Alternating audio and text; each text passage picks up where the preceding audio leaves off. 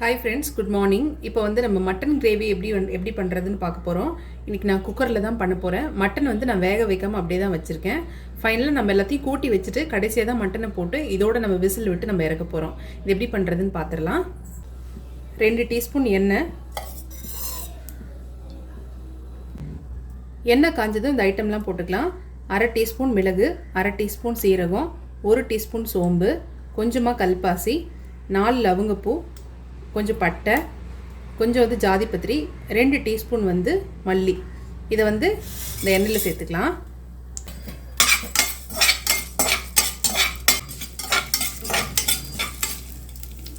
இது நல்லா வறுபட்டதுக்கு அப்புறமா ஒரு 10 பூண்டு பல்லு, ஒரு 15 சின்ன வெங்காயம், ஒரு கொத்து கருவேப்பிலை இது இதோட சேர்த்து நல்லா வதக்கிக்கலாம்.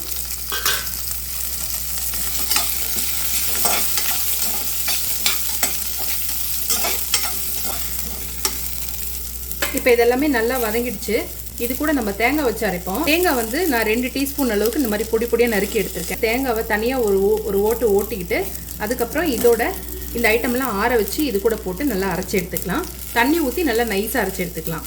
இப்போ அதே குக்கரில் 2 டீஸ்பூன் எண்ணெய் ஊற்றிக்கலாம். கொஞ்சமாக பட்டை, 1/2 டீஸ்பூன் சோம்பு, சின்ன வெங்காயம் ஒரு 20லேருந்து 25 வெங்காயம் இந்த மாதிரி பொடி பொடியாக நறுக்கி வச்சுருக்கேன். அதையும் சேர்த்துக்கலாம்.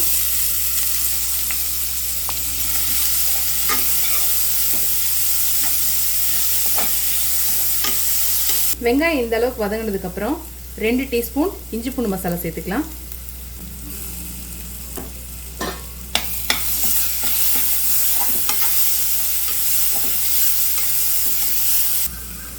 இதோட பொடி பொடியாக நறுக்கின 2 மீடியம் சைஸ் தக்காளி,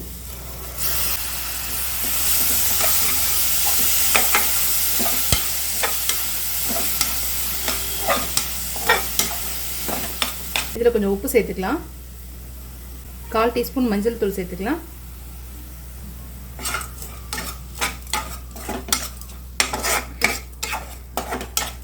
இப்போ வெங்காயம் தக்காளி நல்லா வதங்கிடுச்சு.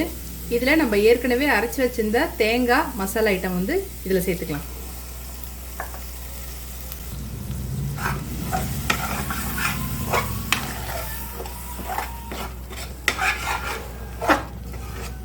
இப்போ இதில் க்ளீன் பண்ணி வச்சிருக்க மட்டனை சேர்த்துக்கலாம். இது கூட 1/2 டீஸ்பூன் மிளகாய்த்தூள் சேர்த்துக்கலாம். மிளகாய்த்தூள் வந்து நான் வீட்டில் அரைச்ச மிளகாய்த்தூள் தான் சேர்த்துருக்கேன். நீங்கள் தனி மிளகாய்த்தூள் வாங்குற மாதிரி இருந்ததுன்னா தனி மிளகாய்த்தூள் வந்து 1/2 டீஸ்பூன், தனியாத்தூள் வந்து 3/4 டீஸ்பூன் சேர்த்துக்கோங்க, சரியாக இருக்கும்.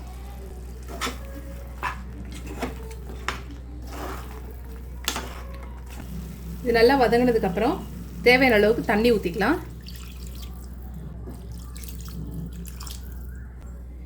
இந்த டைமில் உப்பு காரம்லாம் செக் பண்ணி பத்தலைன்னா சேர்த்துக்கோங்க. இப்போ எல்லாம் செக் பண்ணியாச்சு. குக்கரை மூடி வச்சிடலாம்.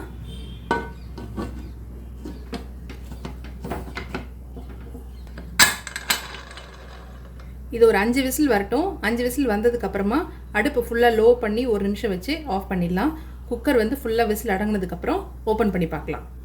இப்போ விசில் அடங்கிடுச்சு. ஓப்பன் பண்ணி பார்த்துடலாம்.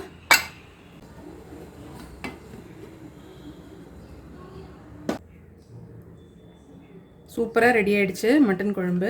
எண்ணெயெல்லாம் பாருங்கள் நல்லா தனியாக பிரிஞ்சு மேலே வந்துருச்சு. எனக்கு வந்து இந்த திக்னஸ் போதும். உங்களுக்கு வந்து இன்னும் ரொம்ப கெட்டிப்பாக வேணும் அப்படின்னா தண்ணி வந்து கொஞ்சம் கம்மியாக ஊற்றிக்கோங்க. இல்லைனா குக்கர் ஓப்பன் பண்ணி வச்சதுக்கப்புறமா ஓப்பன் பண்ணி வச்சு கொஞ்சம் நேரம் சூடு பண்ணிங்கனாக்கா கொஞ்சம் நேரம் கொதிக்க விட்டிங்கன்னா இன்னும் கொஞ்சம் திக்காயிடும்.